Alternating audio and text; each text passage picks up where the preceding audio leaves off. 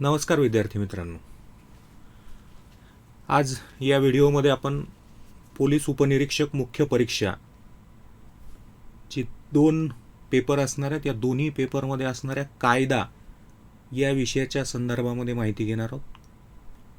कायदा या विषयाची तयारी कशी करायची, त्याचा अभ्यासक्रम काय आहे आणि मागच्या काही परीक्षांमध्ये कशा पद्धतीनं त्यावर प्रश्न विचारले गेले याची आपण थोडक्यात माहिती घेऊया.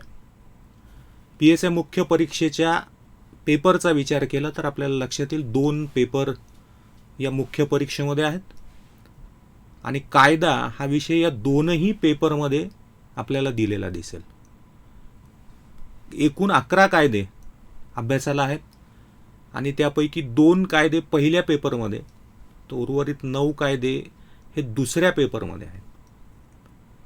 आधी आपण कायद्याच्या या अभ्यासक्रमाकडे जाऊ. कोणकोणते कायदे आहेत ते आपण या ठिकाणी समजून घेऊया आणि त्यानंतर आपण तयारीच्या विषयावर जाऊया. सर्वप्रथम पेपर 1 यामध्ये जे कायदे समाविष्ट आहेत त्या कायद्यांकडे आपण जाणार आहोत. पहिल्या पेपरमध्ये 2 कायद्यांचा समावेश आहे आणि यामध्ये पहिला कायदा आहे माहितीचा अधिकार अधिनियम 2005. पेपर पहिला यामध्ये 3 घटक आपल्याला दिसतील केलेले. त्यामध्ये मराठी आणि इंग्रजी या 2 विषयांचे पहिले 2 घटक आहेत, तर तिसरा जो सामान्य ज्ञानाचा घटक आहे त्यामध्ये 2 कायद्यांचा समावेश केला गेलेला आहे आणि यामध्ये पहिला कायदा असणार आहे माहितीचा अधिकार अधिनियम 2005. कायद्यांची तयारी करत असताना आपल्याला एका बाबीकडे महत्त्वपूर्ण लक्ष द्यायचं आहे आणि ती बाब ही आहे की जेव्हा कायद्यावरचे प्रश्न आपल्याला विचारले जातील त्यामध्ये केवळ कायद्यामध्ये ज्या तरतुदी आहेत त्या तरतुदींच्या संदर्भामध्येच प्रश्न विचारले जातात.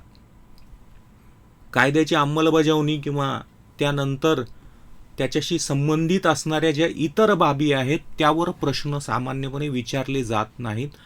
आपल्याला कायद्यातल्या तरतुदी नेमकेपणानं माहीत असल्या पाहिजेत. माहितीचा अधिकार अधिनियम हा कायदा आता साधारणपणे सर्वच परीक्षांना लागू झालेला कायदा असं आपण त्याला म्हणू शकतो. नागरिकांना माहिती मिळवण्यासाठी शासनाची माहिती, शासनाच्या कामकाजाच्या संदर्भातली माहिती, शासनानं घेतलेल्या निर्णयाची माहिती ही लोकशाही व्यवस्थेमध्ये नागरिकांना माहीत असणं अपेक्षित आहे आणि त्यामुळे त्या उद्देशानं केला गेलेला माहिती अधिकार अधिनियम 2005 हा कायदा आहे. तर याच पद्धतीनं शासनाचं दुसरं काम म्हणजे नागरिकांना विविध प्रकारच्या सेवा पुरवणं आणि त्यासाठीही महाराष्ट्रामध्ये कायदा केला गेला. माहिती अधिकार अधिनियम हा केंद्र सरकारनं केलेला कायदा आहे आणि आता तो संपूर्ण भारतामध्ये लागू आहे. तर सेवा हमी कायद्याच्या संदर्भामध्ये महाराष्ट्र लोकसेवा हक्क अधिनियम 2015 हा कायदा महाराष्ट्र शासनाने लागू केलाय.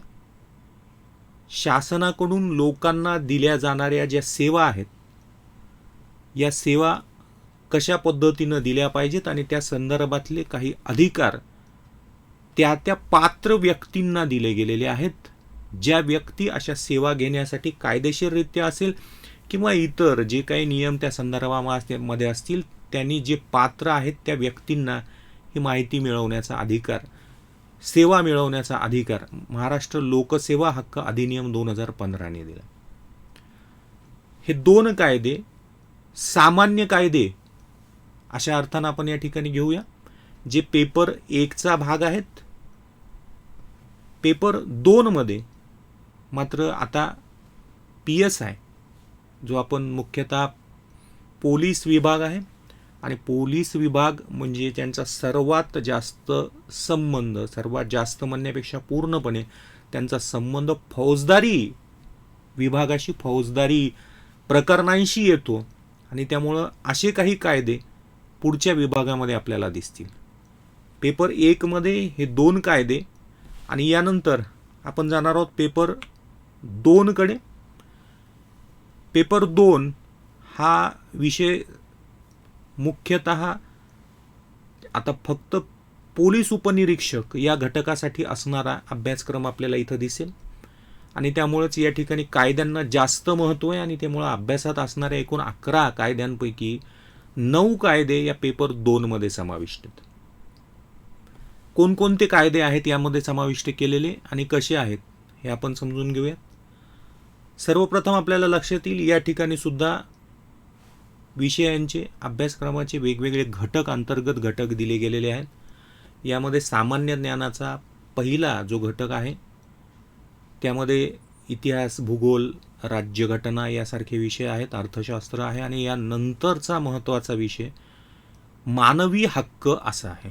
मानवी हक्क आणि जबाबदाऱ्या या संदर्भामध्ये कायद्याचा विषय जर आपण केला तर सर्वप्रथम आपल्याला मानवी हक्क संरक्षण अधिनियम हा घटक त्या ठिकाणी येईल. मानवी हक्क आणि जबाबदाऱ्या या प्रकरणामध्ये मानवी हक्कांच्या संदर्भात असणाऱ्या ज्या आंतरराष्ट्रीय किंवा राष्ट्रीय स्वरूपाच्या चळवळी आहेत त्या चळवळी, आंतरराष्ट्रीय स्तरावर सर्वात महत्त्वाची घटना ज्यावेळेस संयुक्त राष्ट्रांची स्थापना झाली, संयुक्त राष्ट्राच्या आमसभेकडून मानवी हक्कांचा एक वैश्विक जाहीरनामा 1948 मध्ये जाहीर करण्यात आला किंवा त्याला मान्यता देण्यात आली आणि जगामध्ये मानवी हक्कांच्या संरक्षणासाठी एका आंतरराष्ट्रीय संघटनेकडून, आंतरराष्ट्रीय समुदायाकडून प्रयत्नांना सुरुवात झाली. त्यामुळं सुरुवातीला जबाबदाऱ्यांच्या घटकामध्ये अत्यंत महत्त्वाचा बाब आणि अत्यंत महत्त्वाचा घटक असं म्हणून आपण ज्याकडे पाहू शकतो तो म्हणजे मानवी हक्कांचा जागतिक किंवा वैश्विक जाहीरनामा. अत्यंत महत्त्वपूर्ण बाब अशी आहे यामध्ये पुन्हा की जेव्हा हा जाहीरनामा तयार होत होता आणि तो जाहीर करण्याची प्रक्रिया आंतरराष्ट्रीय स्तरावर सुरू होती त्याच वेळेस भारतामध्ये राज्यघटना निर्मितीलाही सुरुवात झालेली होती. 1945 ते 48 या दरम्यान, म्हणजे 1945ला जेव्हा संयुक्त राष्ट्रांची स्थापना झाली तिथून ते 10 डिसेंबर 1948 ज्या दिवशी मानवी हक्कांचा वैश्विक जाहीरनामा जाहीर झाला तो 3 वर्षांचा काळ आणि त्यानंतर 1946 पासून ते 1949 पर्यंतचे पुढचे 3 वर्ष हे भारतीय राज्यघटना निर्मितीचे 3 वर्ष आहेत. त्यामुळे अर्थातच आंतरराष्ट्रीय घडामोडींचा प्रभाव भारतीय राज्यघटनेवरही पडला आणि या मानवी हक्कांना मूलभूत हक्कांच्या स्वरूपात असेल किंवा कायदेशीर हक्कांच्या स्वरूपामध्ये असेल राज्यघटनेमध्ये समाविष्ट करण्यात आलं. राज्यघटनेवर या जागतिक जाहीरनाम्याचा परिणाम कसा झाला तेही आपल्याला मानवी हक्क आणि जबाबदाऱ्या या घटकामध्ये पाहायचे. भारतामध्ये त्या संदर्भातली चळवळ कशी निर्माण झाली हाही घटक त्यामध्ये असेल आणि त्यानंतर मानवी हक्कांशी संबंधित असे 5 कायदे त्यासाठी दिले गेले.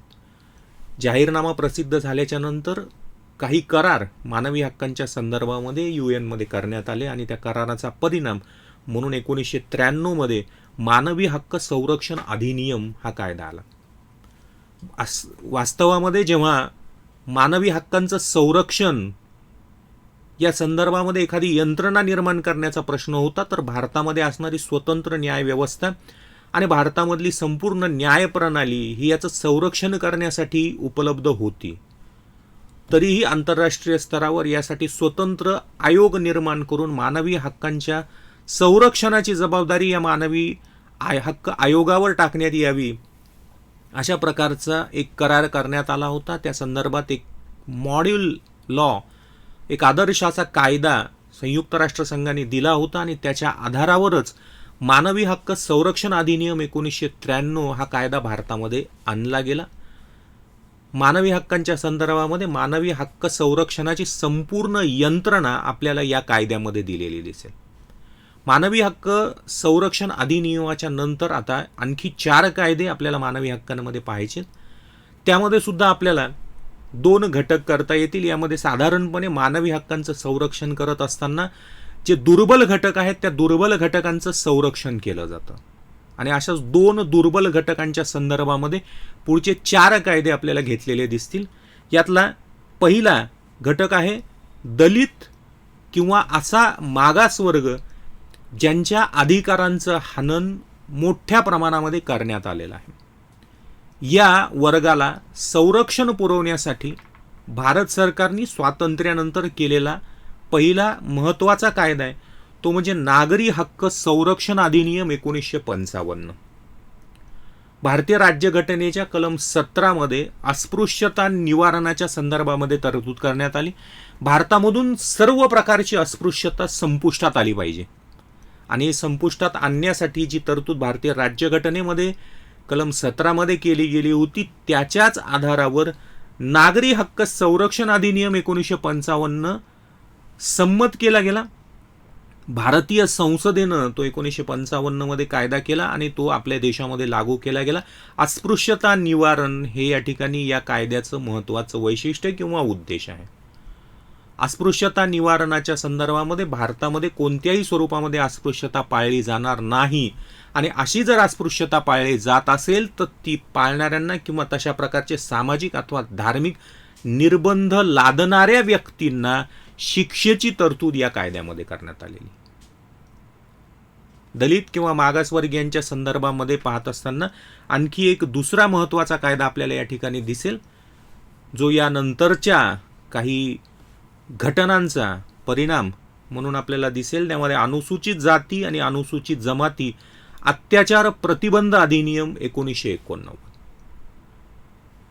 वास्तवामध्ये अनुसूचित जाती जमाती हा असा घटक आहे जो मागास आहे. आर्थिक सामाजिक दृष्ट्या या घटकाला उन्नतीची त्या प्रमाणात संधी मिळालेली नाही आणि या व्यतिरिक्त यांच्यावर वरिष्ठ वर्गाकडून होणारे अत्याचार तसंच अस्पृश्यता या बाबी किंवा अस्पृश्यतेच्या कारणाने होणारे अत्याचार अशाही बाबी घडत होत्या. सुरुवातीला अत्याचारांचा जो भाग होता तो नागरी हक्क संरक्षण अधिनियमामध्ये समाविष्ट करण्याचं ठरलं होतं. मात्र नागरी हक्क अधिनियम हा पूर्णपणे अस्पृश्यता निवारणाच्या उद्देशानं केला गेलेला असल्यामुळे त्यामध्ये या तरतुदी समाविष्ट न करता पुढच्या काळामध्ये भारतीय संसदेने एक स्वतंत्र कायदा या संदर्भामध्ये पारित केला आणि अनुसूचित जाती आणि जमाती यांच्यावर जर अत्याचार केले गेले या कायद्याच्या कलम 3 मध्ये सर्व प्रकारच्या अत्याचारांचा उल्लेख केला गेलेला आहे. अशा कोणत्या घटना असतील अशा कोणत्या कृती असतील ज्यांना अत्याचार म्हटलं जाईल आणि मग त्या संदर्भामध्ये शिक्षेच्या तरतुदी या कायद्यामध्ये केल्या गेल्या. नागरी हक्क संरक्षणामध्ये केल्या गेलेल्या शिक्षेच्या तरतुदी या सौम्य स्वरूपाच्या आहेत तर अत्याचार प्रतिबंध अधिनियमामध्ये केल्या गेलेल्या तरतुदी या त्यापेक्षा कितीतरी कडक अशा आहेत आणि जवळपास सर्वच प्रकारच्या शिक्षांच्या तरतुदी म्हणजे जास्तीत जास्त मृत्यूदंडाच्या शिक्षेपर्यंतच्याही सर्व तरतुदी अत्याचार प्रतिबंध अधिनियमामध्ये करण्यात आल्या. जो कायदा आहे 1989ला संमत करून 1990 पासून भारतामध्ये लागू करण्यात आला. दलित या घटकांच्या शिवाय आणखी एक दुर्बल घटक म्हणून ज्या घटकाकडे पाहिलं जातं किंवा ज्यांच्या मानवी हक्कांचं हनन मोठ्या प्रमाणात केलं जातं आणि त्याला संरक्षण मिळणं अपेक्षित आहे असा घटक आहे महिला. या नंतरचे कायदे महिलांच्या संदर्भात आहेत आणि त्यामध्ये परत एकदा भारत सरकारनं स्वातंत्र्यानंतर केलेला एक अत्यंत महत्त्वाचा असा कायदा हुंडा प्रतिबंध अधिनियम 1961.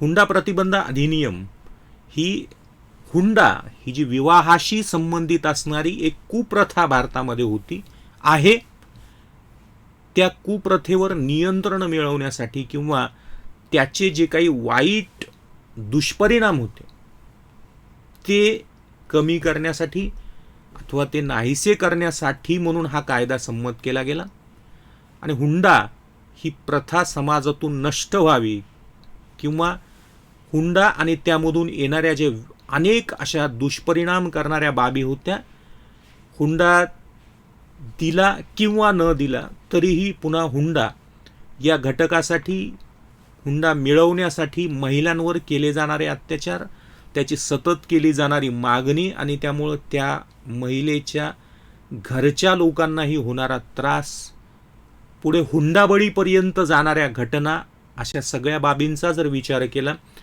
तर या सगळ्या वाईट दुष्परिणामांपासून वाचण्यासाठी हुंडा प्रतिबंध अधिनियम 1961 मध्ये काही तरतुदी केल्या गेल्या. महिलांशी संबंधित जसं पहिलं विवाह आणि विवाहाशी संबंधित अशा काही बाबींचा उल्लेख आपण हुंडा प्रतिबंध अधिनियमाशी संबंधित पाहिला. यानंतर या महिलांना घरामध्ये ज्या मोठ्या प्रमाणात हिंसाचाराला सामोरं जावं लागतं, तो हिंसाचार सुद्धा मानवी हक्कांचा एक अत्यंत महत्त्वाचा असा घटक आहे. आंतरराष्ट्रीय स्तरावरही या संदर्भामध्ये चर्चा झाल्या. UN कडून या संदर्भामध्ये वेगवेगळे ठराव संमत करण्यात आले आणि यानंतर अशाच प्रकारच्या एका कायद्याची गरज सर्वच देशांमध्ये जाणवली. ती अर्थात भारतामध्येही होती आणि महिलांना घरामध्ये होणाऱ्या अत्याचारापासून संरक्षण देण्यासाठी घरगुती हिंसाचारापासून महिलांचे संरक्षण अधिनियम 2005 हा कायदा संमत करण्यात आला. वास्तवामध्ये महिलांवर होणाऱ्या अत्याचारांसाठी भारतीय दंड संहितेमध्ये अनेक तरतुदी होत्या, तसंच इतर काही कायद्यांमध्येही होत्या. तसं असूनही हा परत स्वतंत्र कायदा संमत केला गेला, कारण भारतीय दंड संहिता किंवा इतर काही फौजदारी कायद्यांमध्ये असणाऱ्या बाबी या केवळ प्रतिवादींना किंवा अत्याचार करणाऱ्या कुटुंबातील इतर व्यक्तींना शिक्षा करणाऱ्या होत्या. त्यांना तुरुंगामध्ये टाकणं, त्यांना दंड ठोठावणं या पद्धतीच्या शिक्षा त्यामध्ये होत्या. त्यामुळं त्या महिलेचं संरक्षण किंवा तिचं पुनर्स्थापन म्हणूया, तिच्या पुढच्या आयुष्याच्या संदर्भामध्ये तिला जी मदत आवश्यक होती ती मदत त्या कायद्यांद्वारे होत नव्हती. आणि म्हणून अशा सर्व प्रकारची मदत मिळवून देणे, तिची राहण्याची व्यवस्था असेल, वैद्यकीय व्यवस्था असेल, आर्थिक नुकसान झालं असेल तर ते नुकसान मिळवून देण्याच्या बाबी असतील, मुलांचा ताबा असेल, अशा प्रकारच्या विविध बाबी, घरामध्ये राहण्याची व्यवस्था किंवा स्वतंत्र घर मिळण्याची व्यवस्था, या सर्व सोयी सुविधा मिळणे, सरकारकडूनही तशा प्रकारच्या सोयी सुविधा मिळणे, प्रतिवादींकडून तशा मिळवून देण्यासाठी न्यायालयानं ते काम करणे, अशा सर्व बाबींनी त्या महिलांचं सक्षमीकरण आणि संरक्षण करण्याच्या उद्देशानं घरगुती हिंसाचारापासून महिलांचे संरक्षण अधिनियम 2005 संमत केला गेला. तर मानवी हक्क आणि जबाबदाऱ्या या घटकामध्ये जे 5 महत्त्वाचे कायदे आपल्याला अभ्यासायचे, त्या 5 घटकांचा भाग आपण या ठिकाणी पाहिला. या घटकाच्या नंतर फौजदारी विभागाशी संबंधित अत्यंत महत्त्वाचे असे 4 कायदे आपल्याला या अभ्यासक्रमाच्या शेवटच्या भागामध्ये दिलेले दिसून येतील. पोलीस विभागाशी संबंध असल्यामुळे अत्यंत महत्त्वाचा असा महाराष्ट्र पोलीस अधिनियम 1951, ज्याचं पूर्वीचं नाव मुंबई पोलीस अधिनियम 1951 असं होतं, आता तो महाराष्ट्र पोलीस अधिनियम 1951 या नावाने ओळखला जातो. यामध्ये पोलीस दलाची रचना, पोलीस दलांचे अधिकार, पोलीस दलाला कामकाज करण्याच्या पद्धती, त्यांची कर्तव्य या सर्व बाबी दिलेल्या असणार आहेत. आणि त्यामुळं पोलीस उपनिरीक्षक या पदासाठी पुढच्या अनुभवासाठी हा कायदा, तसंच यानंतरचे जे 3 कायदे जे फौजदारी विभागाशी संबंधित आहे ते अत्यंत महत्त्वाचे आहेत. याच कायद्यांच्या आधारावर पुढे आपल्याला कामकाज करायचं आहे. त्यामुळे याची संपूर्ण रचना आपल्याला महाराष्ट्र पोलीस अधिनियमामध्ये दिसेल. महाराष्ट्र पोलीस अधिनियम हा या अभ्यासक्रमाचा मुख्य कायदा आहे, मूळ कायदा आहे. पोलीस विभागाशी संबंधित अत्यंत महत्त्वाचा असा कायदा आहे आणि त्यामुळे त्यातल्या तरतुदी कलमांसह आपल्याला माहीत असणं अपेक्षित आहे. पुढे कामकाज करत असताना या कायद्यातील कलमांचा संबंध आणि भारतीय दंड संहितेतील कलमांचा संबंध मोठ्या प्रमाणामध्ये येतो. त्यामुळे हा कायदा तयारी करत असताना मोठ्या प्रमाणात कलमांकडे सुद्धा आपल्याला लक्ष द्यायचं आहे. महाराष्ट्र पोलीस अधिनियम या महत्त्वाच्या कायद्यानंतर आता फौजदारी प्रक्रिया जेव्हा न्यायालयामध्ये जाते, पोलिसांपासून सुरू होऊन न्यायालयामध्ये निर्णय होऊन त्याची अंमलबजावणी होईपर्यंतची ही प्रक्रिया, न्यायालयीन प्रक्रिया आपल्याला पुढच्या 3 कायद्यांमध्ये दिसून येईल. यामध्ये सर्वात पहिला भारतीय दंड संहिता. भारतीय दंड संहिता हा असा कायदा आहे ज्या कायद्यामध्ये आपल्याला अनेक प्रकारच्या कृती या केव्हा अपराध ठरतात याचं वर्णन दिलेलं दिसेल. अनेक प्रकारच्या अपराधांच्या किंवा गुन्ह्यांच्या व्याख्या या कायद्यामध्ये दिलेल्या आहेत आणि त्यानंतर तशा प्रकारची कृती किंवा अकृती, अर्थात तो अपराध किंवा तो गुन्हा एखाद्या व्यक्तीकडून जर केला गेला असेल तर त्याला शिक्षा काय केली जाईल याची तरतूद भारतीय दंड संहितेमध्ये. हा कायदा 1860 मध्ये संमत करण्यात आलेला आहे. ब्रिटिशकालीन कायदा आहे.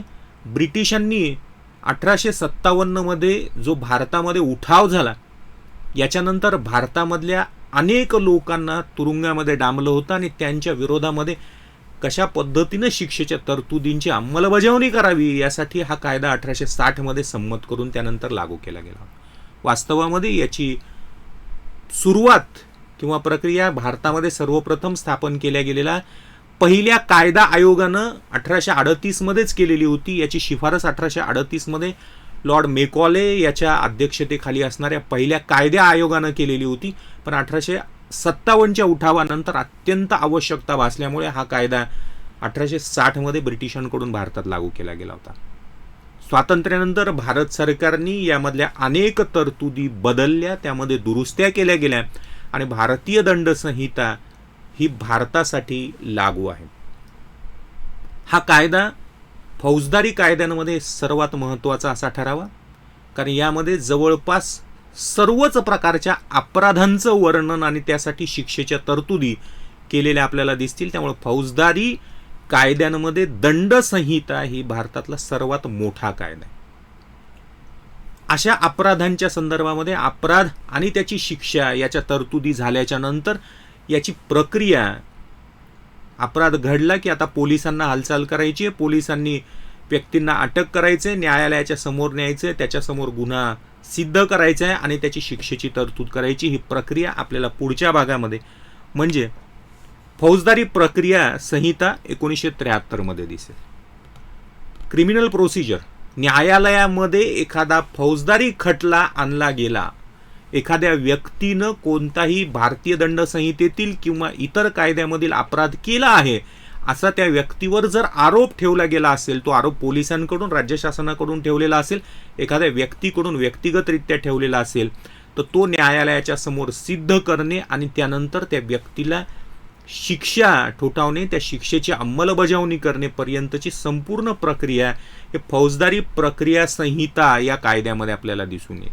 हा कायदा सुद्धा मूळतः ब्रिटिश कायदा होता. 1882 मध्ये हा कायदा सर्वप्रथम ब्रिटिशांनी संमत करून लागू केला होता. त्यानंतर त्यामध्ये अनेक बदल झाले आणि स्वातंत्र्यानंतर भारत सरकारनं पूर्णतः नवीन असा कायदा जो 1973 मध्ये आणला, तो फौजदारी प्रक्रिया संहिता 1973 हा आज भारतामध्ये लागू आहे. न्यायालयीन प्रक्रियेच्या संदर्भामध्ये न्यायालयाची ही जी संपूर्ण प्रक्रिया आहे ती फौजदारी प्रक्रिया संहितेमध्ये आपण केवळ फौजदारी विभाग म्हणजे ज्यावेळेस एखादा गुन्हा किंवा अपराध घडलेला असेल आणि त्याला शिक्षा करायची असेल तर अशा खटल्यांच्या संदर्भामध्ये आहे. तर आता न्यायालयाकडे याच्याशिवाय दिवाणी स्वरूपाचेही अनेक प्रकारचे खटले किंवा आपण त्याला दावे म्हणूया ते न्यायालयासमोर येत असतात आणि मग त्यासाठी न्यायालयाची पुन्हा एकदा वेगळी प्रक्रिया असते जी दिवाणी प्रक्रिया संहिता 1908 या कायद्यामध्ये आहे.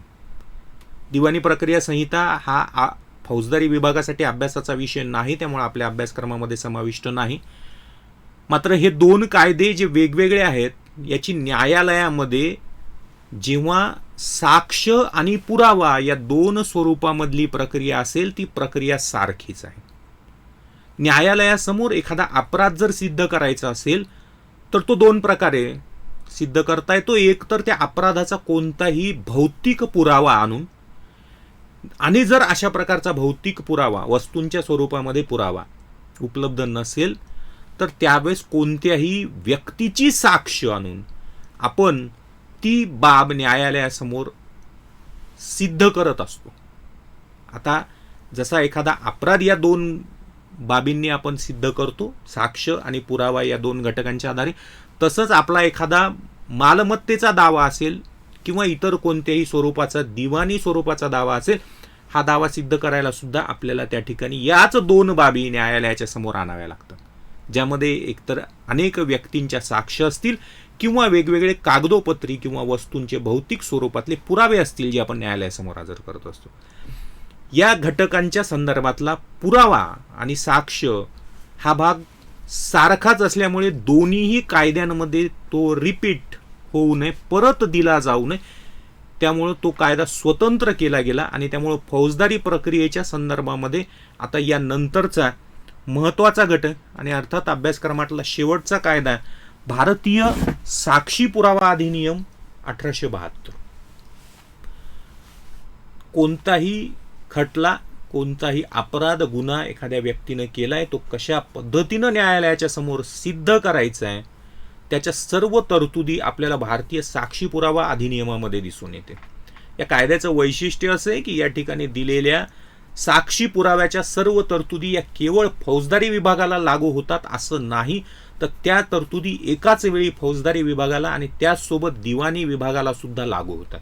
त्यामुळे अशा काही तरतुदी आपल्याला त्या ठिकाणी दिसतील की ज्या स्वतंत्र दिवाणी भागासाठी सुद्धा असतील, आणि त्यामुळं या संपूर्ण कायद्याचा अभ्यास करत असताना त्या दोन्हीसाठी असणारा साक्षी पुरावा या स्वरूपामध्ये आपल्याला त्याकडे पाहावं लागेल. या पद्धतीनं साधारण 11 कायद्यांचा समावेश, सुरुवातीला 2 सर्वसाधारण कायदे, त्यानंतर 5 मानवी हक्कांशी संबंधित कायदे आणि त्यानंतर 4 पूर्णतः फौजदारी विभागाशी संबंधित कायदे, असा अभ्यासक्रम आपल्याला या पेपर क्रमांक 1 आणि पेपर क्रमांक 2 मध्ये मुख्य परीक्षेच्या अभ्यासक्रमामध्ये दिसून येईल.